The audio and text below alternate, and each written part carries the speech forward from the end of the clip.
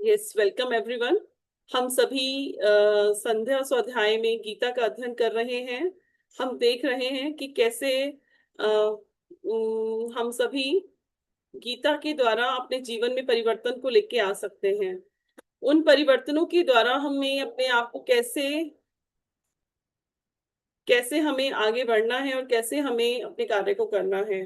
तो हम सभी उससे पहले गीता की ऊर्जा से, भगवत गीता की ऊर्जा से, गीता देने वाले श्री कृष्ण की ऊर्जा से और अपने सभी गुरुओं की ऊर्जा से हम कनेक्ट करते हैं और सबको धन्यवाद करते हैं। हम सभी अपने हृदय से सबको आभार व्यक्त करते हैं और अपने भीतर के प्रकाश को जगाने के लिए, अपने भीतर की उस उत्साह को बढ़ाने के लिए जो भगवान कृष्ण ने अर्जुन को दिया, उस ज्ञान को अपने भीतर समेटने के लिए अपनी बुद्धि के बर्तन को खाली करते हैं और उसके लिए स्थान को बनाते हैं। इसके लिए हम भगवान का इस कार्य के लिए धन्यवाद करते हैं। We connect to all the divine energies, all the masters' energies who are ready to channel this energy through this medium. We all surrender, surrender, surrender. Yes, 5 4 3 2 1 हम धीरे धीरे इस प्रेजेंट मोमेंट में वापस आएंगे। तो अब तक हमने जाना कि हमें स्थिर बुद्धि होने के क्या लक्षण हैं और एक स्थिर बुद्धि वाला, स्थिर प्रज्ञा वाला व्यक्ति कैसा होता है। आज हम उससे आगे के विषयों में जानते हैं कि स्थिर बुद्धि होने की और कौन सी निशानियां हैं जो भगवान श्री कृष्ण ने अर्जुन को बताई हैं। तो हम सबसे पहले 59 श्लोक को सुनते हैं और उसके बारे में जानकारी को प्राप्त करते हैं। यस। विषया विनिवर्तन्ते निराहारस्य देहिनः रसवर्जं रसोऽप्यस्य परं दृष्ट्वा निवर्तते यततो यपि कौन्तेय पुरुषस्य विपश्चितः इन्द्रियाणि प्रमाथीनि हरन्ति प्रसभं मनः तानि सर्वाणि संयम्य युक्त आसीत् मत्परः वशे हि यस्येन्द्रियाणि तस्य प्रज्ञा प्रतिष्ठिता ध्याय।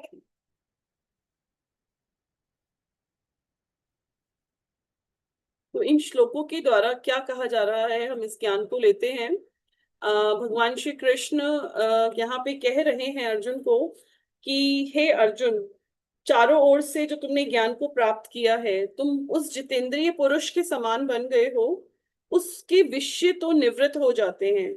जितेंद्रिय पुरुष के, जिसने अपनी इंद्रियों को जीत लिया है। जितेंद्रिय कौन है? जिसने अपनी इंद्रियों के ऊपर पूरा नियंत्रण स्थापित कर लिया है। किंतु उन विषयों में आसक्ति तुम्हारी बनी रहती है, यानी कहीं ना कहीं आपने कंट्रोल कर लिया है, लेकिन वो कहते हैं फिर भी तुम कहीं ना कहीं आसक्त रहते हो। स्थित प्रज्ञ पुरुष की तो आसक्ति भी ब्रह्म साक्षात्कार से के निवृत्त हो जाती है। इसकी व्याख्या करते हुए शिवानंद जी कहते हैं कि आत्मज्ञान ही सूक्ष्म वासनाओं, यानी कि जो सुप्त हमारी वृत्तियां हैं, उनको पूर्ण रूप से नष्ट कर सकता है।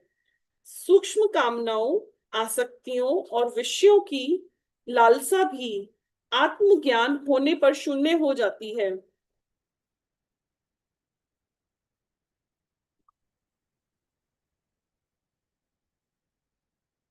कठोर तप द्वारा इंद्रियों के विषय परावर्ती हो जाते हैं, परंतु महात्मा के हृदय में सुप्त रूप से उनका स्वाद, उनकी आकांक्षा पुनरपि रह जाती है। इसके अगले श्लोक में वे कहते हैं कि इसलिए हे अर्जुन, यततो यपि कौन्तेय पुरुषस्य विपिक्षितः, यानी कि यत्न करते हुए निश्चित रूप से आप भी, हे कुंती पुत्र, आप भी इस इंद्रियों के जो प्रबल जोर है, आप उससे अलग हो सकते हो। बलपूर्वक आपको हट करके आप उससे मन को हटा सकते हो। हे अर्जुन, सतत यत्न करते रहने पर भी ये चंचल इंद्रियां बुद्धिमान पुरुष के मन को हठात हर लेती हैं। कि वो व्यक्ति चाहे कितना भी अपने ऊपर कार्य करता है, लेकिन फिर भी ये मन इतना चंचल है कि उसके मन को, व्यक्ति को लोभित कर ही लेता है। कहते हैं आगे कि साधक को चाहिए कि वह प्रथम तो अपनी इंद्रियों को संगत करे। अपनी इंद्रियों को कंट्रोल करे, संयत करे। इंद्रियों को घोड़ों की संज्ञा दी जाती है। घोड़ों को अपने पूर्ण वश में कराने की सामर्थ्य होने पर भी तुम अपने गंतव्य तक पहुंच सकते हो। ऑनेस्टली, जब हम किसी गाड़ी में बैठे हैं, अगर गाड़ी हमारे कंट्रोल में नहीं है तो हम गाड़ी हमें कहाँ पहुंचाएगी। तो इन द सेम वे एक रथ के जो चार घोड़े हैं जो उसको खींच के ले जा रहे हैं, तो वो रथ के जो चार घोड़े हैं उनको यहाँ पे इंद्रियों के समान बताया है कि वो हमारी इंद्रियां हैं, और वो इंद्रियां ही हमें हमारे गंतव्य तक, हमारे मार्ग तक हमें लेके जाती हैं। असंयत घोड़े तो तुम्हें मार्ग से नीचे ही गिरा देंगे। इसी प्रकार से चंचल इंद्रियां तुम्हें इंद्रिय विषयों के भंवर में फंसा कर तुम्हारे आध्यात्मिक लक्ष्य, मोक्ष और शाश्वत शांति के परम धाम से पतन करा देंगी। तो ये जो इंद्रियां हैं, इनके मोह जाल से आपको निकलने के लिए यहाँ पे भगवान कृष्ण के द्वारा अर्जुन को संकेत दिया जा रहा है। अगले श्लोक में कहते हैं, तानी सर्वाणी संयम में युक्त आसीत मत परह। यानी कि उन सभी के वशीभूत होकर, तुम आसीत होकर बैठते हो उनके अंदर, आप अपना मन लगा के बैठते हो। वो मन मुझ में लगाओ, यानी कि इंद्रियों को वश में करके मुझ में अपना ध्यान लगा के स्थिरता पूर्वक बैठना चाहिए। मैंने जब ये गीता की क्लास स्टार्ट करी थी तो मैंने ये बताया था कि जहां भी कृष्ण कहते हैं मुझ में ध्यान लगाओ, यानी आत्मा में स्थिर हो।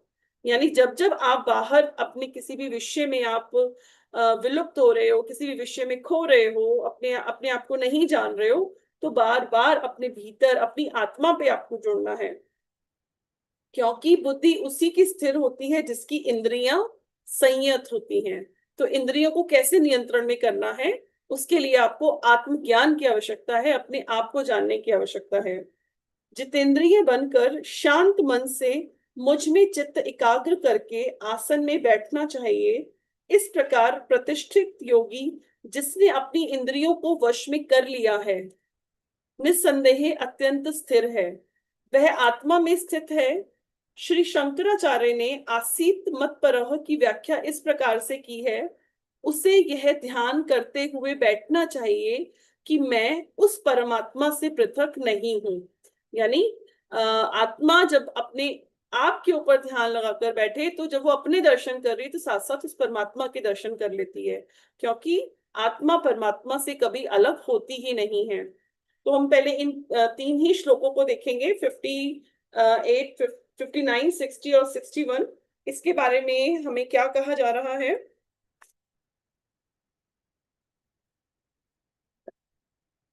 कहते हैं कि 59 श्लोक में कि जो जो ये शरीरधारी ये जो है, ये भोजन से विरस्त हो जाते हैं तो इंद्रियां उसका विकर्षण विमुख कर देती हैं।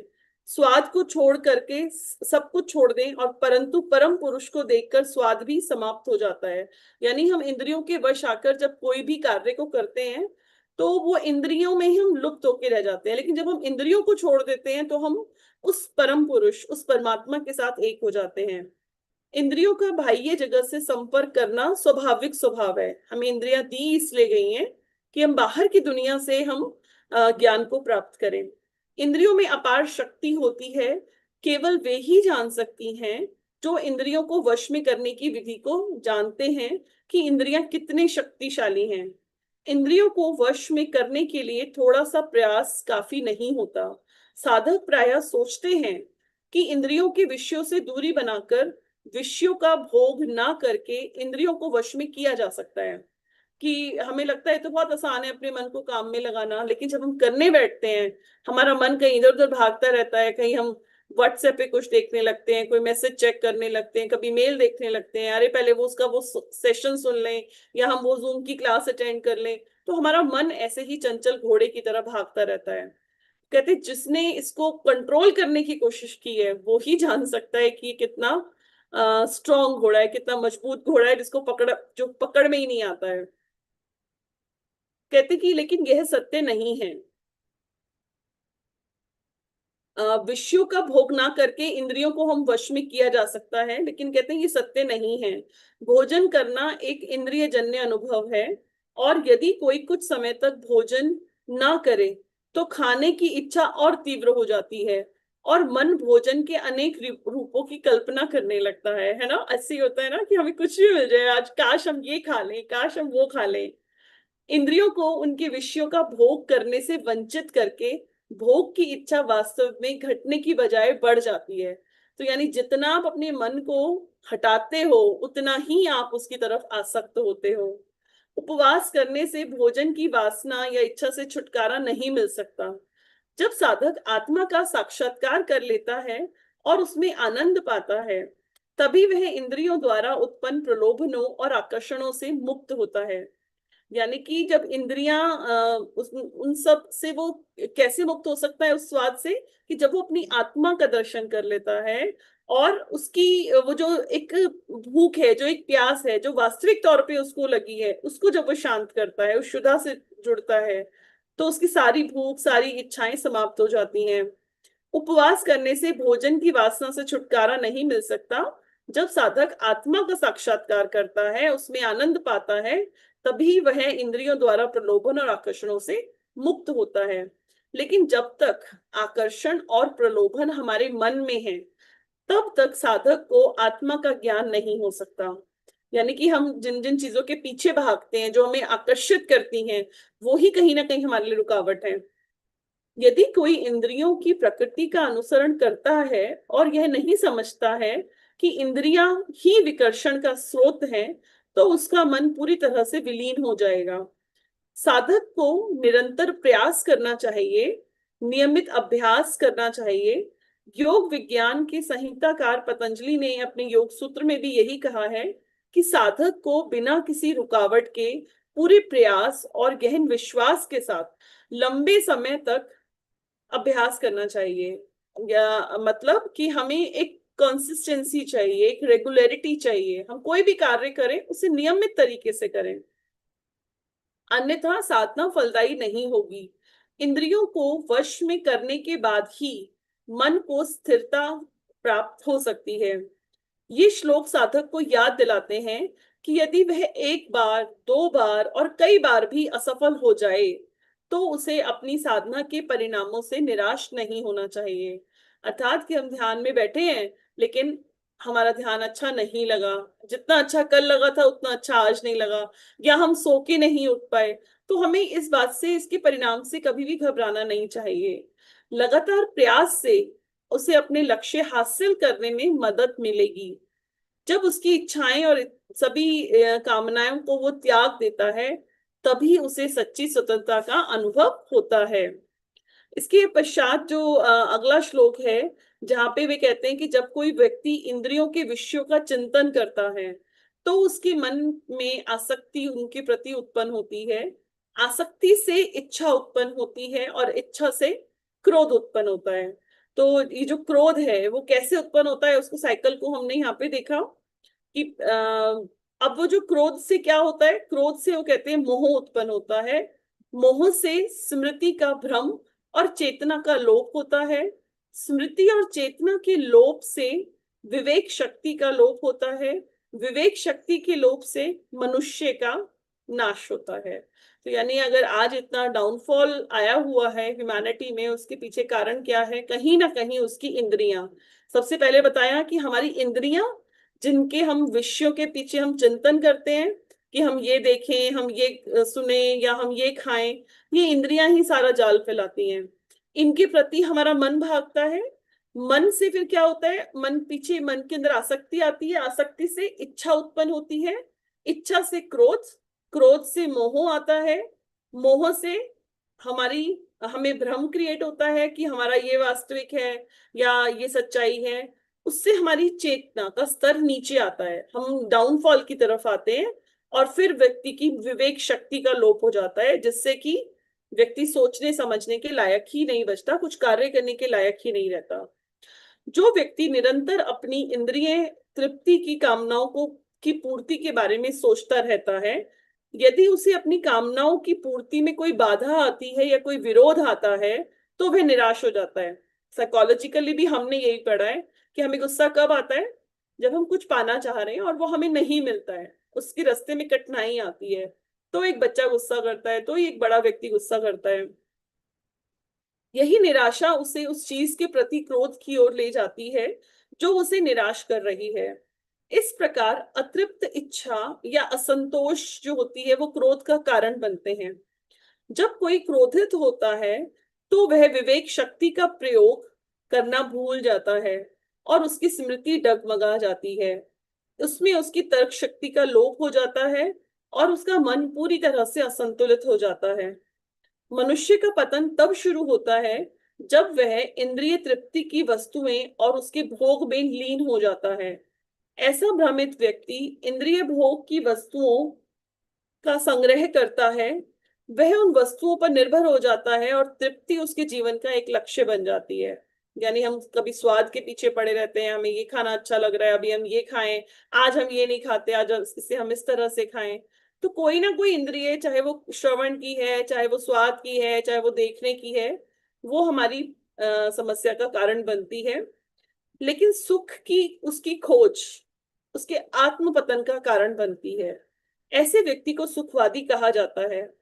जब किसी कारण से इंद्रिय तृप्ति को की वस्तुएं अनुपस्थित होती हैं या उसे उपलब्ध नहीं होती हैं, तो वह निराशा का और निराश होता है और वह क्रोधित हो जाता है। यदि ऐसे दो लोग एक ही सुख की तलाश करते हैं और एक ही वस्तु की कामना करते हैं, तो वे दुश्मन बन जाते हैं। यानी चीज एक ही है और दो व्यक्ति उसको चाह रहे हैं, तो ऑब्वियसली उनके बीच में वैर होगा ही कि ये तो मुझे चाहिए, दूसरा कहेगा नहीं मेरे को चाहिए। उदाहरण के लिए दो महान मित्र एक दूसरे की हत्या कर सकते हैं यदि वे एक ही महिला के प्रति अत्यधिक आकर्षित होते हैं और उससे प्रेम करने लगते हैं। यदि दो मित्र जो आत्म साक्षात्कार के मार्ग पर हैं और एक ही लक्ष्य साझा करते हैं, वो और भी करीब हो जाते हैं, जैसे कि हम सभी इस रास्ते पर हैं। क्योंकि इंद्रिय विषयों के प्रति प्रेम आत्मज्ञान के प्रति प्रेम से काफी भिन्न है। तो यहाँ पे जो हम इंद्रियों के प्रति आसक्त होते हैं और हम आत्मज्ञान के प्रति जब आसक्त होते हैं, उसमें अंतर को इस उदाहरण के द्वारा बताया है। पहला स्वार्थ की ओर ले जाता है और दूसरा उसे निस्वार्थता की ओर ले जाता है। एक स्वार्थी व्यक्ति कभी भी निस्वार्थता के विचार की कल्पना नहीं कर सकता, जो कि सार्वभौमिक प्रेम, अनकंडीशनल लव जिसे कहते हैं, की विलक्षण अभिव्यक्ति है। जब हम महान लोगों के जीवन और कथनों का अध्ययन करते हैं, तो हम उनकी निस्वार्थता का गुण पाते हैं, चाहे उनकी धार्मिक या सांस्कृतिक पृष्ठभूमि कुछ भी हो। अहिंसा और निस्वार्थता इन महान लोगों के सामान्य लक्षण हैं, जबकि स्वार्थ और हिंसा उन लोगों के लक्षण हैं जो आत्मा को याद नहीं करते हैं और जो अपनी इंद्रिय तृप्ति में ही लीन रहते हैं। तो आज के लिए हम ये 3 श्लोक ही देखते हैं। अगला श्लोक वैसे तो छोटा ही है, बट हम कल देखेंगे। तो यहाँ तक के लिए हमने जाना कि हमें अपनी इंद्रिय के घोड़ों को कैसे कंट्रोल करना है। तो हम इस ज्ञान को गहरा करते हैं, हम नमन करते हैं हृदय से और इस ज्ञान को आंख बंद करके 2 मिनट के लिए अपने भीतर उतारते हैं, ताकि यह ज्ञान हमारी परमानेंट मेमोरी में जाए।